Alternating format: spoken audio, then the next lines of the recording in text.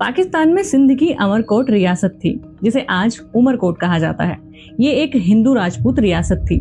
ये वो जगह भी मानी जाती है जहां अकबर का जन्म हुआ था। 1947 के बंटवारे के बाद इस रियासत ने पाकिस्तान के साथ जाने का फैसला किया और दिलचस्प बात यह है कि आज भी राणा परिवार पाकिस्तान में प्रभावशाली माना जाता है।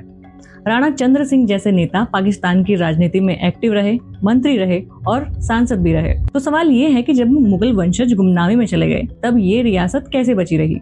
इसकी सबसे बड़ी वजह थी स्थानीय पकड़। मुगलों की ताकत दिल्ली की बादशाहत से आती थी, लेकिन अमरकोट और राजाओं की ताकत उनकी जमीन, स्थानीय समाज और क्षेत्रीय प्रभाव से आया करती थी। उनके पास जमीन थी, सोशल नेटवर्क था, स्थानीय पहचान थी और लोगों के साथ सीधा जुड़ाव था। इसीलिए सत्ता बदलने के बाद भी उनका प्रभाव पूरी तरह खत्म नहीं हुआ।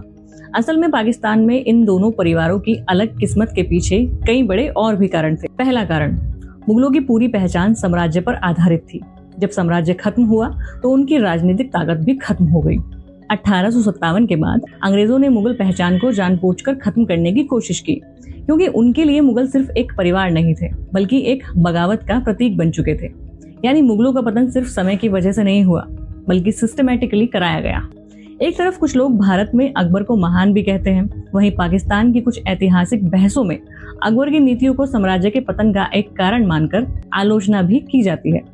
इसके ठीक उलट औरंगजेब, जिसे भारत में अक्सर एक कट्टर शासक के तौर पर देखा जाता है, उसे पाकिस्तान में कुछ लोग एक आदर्श मुस्लिम शासक और एक हीरो के रूप में सम्मान देते हैं।